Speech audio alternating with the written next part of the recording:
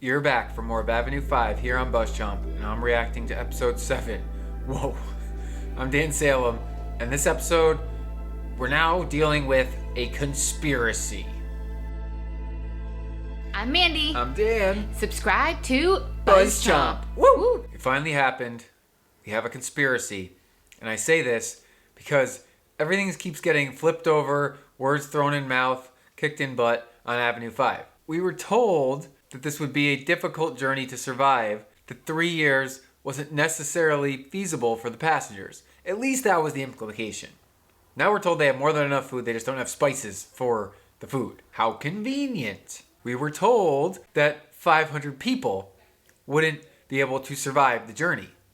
Yet, we were now shown that a transport apparatus would be placed into orbit around Earth, and the Avenue 5 would dock with it. And then rescue ships would come and go.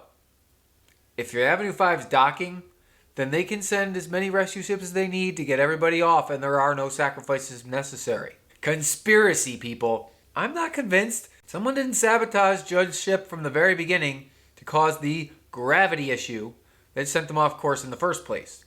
Just to throw egg in his face. Hear me out. Avenue 5 has more than enough food. It's full of imbeciles that can't figure out a logical way to get home. The government's going to bail them out eventually, but make them look stupid in the process. This is the ideal scenario for someone that wants to make Judd look bad, i.e. the rich passenger who suddenly emerged from the cave of wealth that apparently has existing on the Avenue 5. It makes sense that there are uber wealthy passengers, but apparently a whole section of the ship is devoted just to them. And now the riffraff have found their way into that section because they can view the poop ring the best there, which now Pope John Paul's face is in the poop. And it's hilarious how they're seeing a pope from like 60 years in the past and they're referencing it.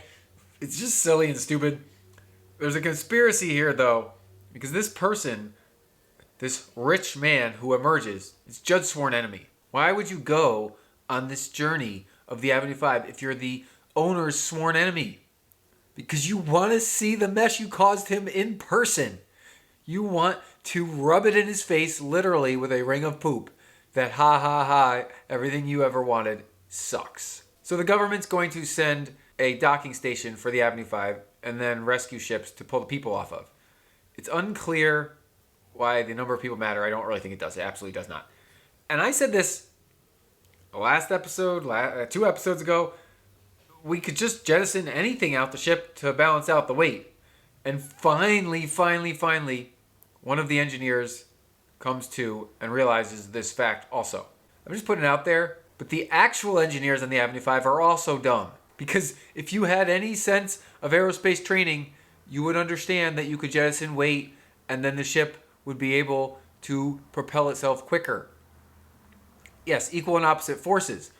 But if you just let go of some weight, then you could use the propulsion you have left in a better way. I said the same thing about the oxygen leak. If you just moved everybody to a compartment, you'd have a lot more oxygen to fill a smaller space instead of filling the entire empty vessel ship. Nobody's using any logic or science on this show, unless it finally becomes convenient. But jettisoning belongings out the back end of the ship like your pants is stupid. You gotta go to like the indoor tennis court of the rich person's cavern, dig up the court and throw the concrete out the back hole.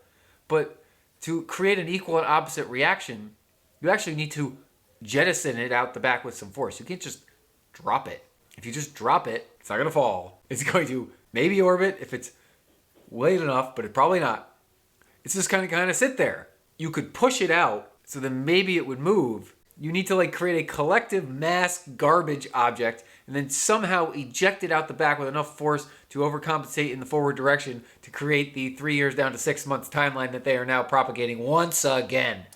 There's a conspiracy going on here, people. The team down on Earth is falling apart at the seams. There's no reason for them to just kind of sit back there and take it when everyone's accusing them of murdering 500 passengers. It's absolutely not true. And they're not even defending themselves.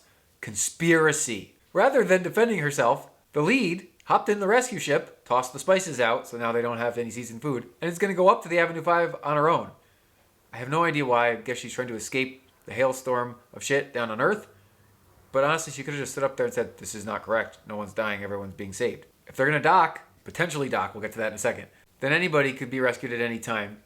Just a matter of shuffling them back like a taxi. That being said, the captain, who was an actor, has to learn how to dock the ship in a rather short amount of time because apparently the fingerprints of him and the real captain are the only fingerprints that can operate the ship. This seems rather convenient. The one person that can fly the ship is dead. The other person isn't a real captain and is an actor.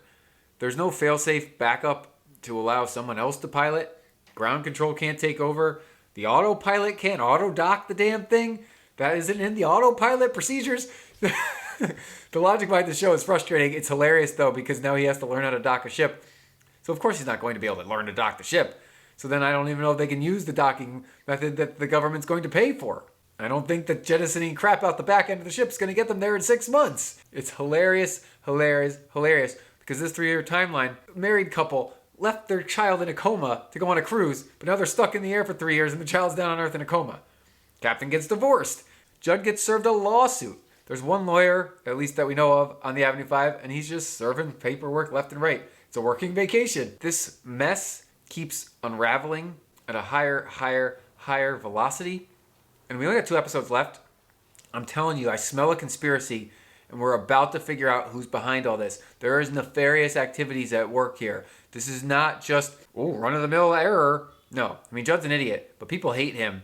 And there's definitely someone trying to self-destruct his maiden Avenue 5 voyage. I'm Dan Salem. Subscribe to the BuzzChomp YouTube channel for more of Avenue 5 all season long, and for more great sci-fi here on BuzzChomp as we're following some other amazing new shows. Comment below, do you see a conspiracy? What else can go wrong? I mean, I really want like a space battle or someone to go out the airlock. Pants is not fun. I guess they did technically send out dead bodies. Just comment below and tune back in for more from BuzzChomp. Woo! Thanks for watching BuzzChomp. Subscribe and share. Subscribe and share. Subscribe and share.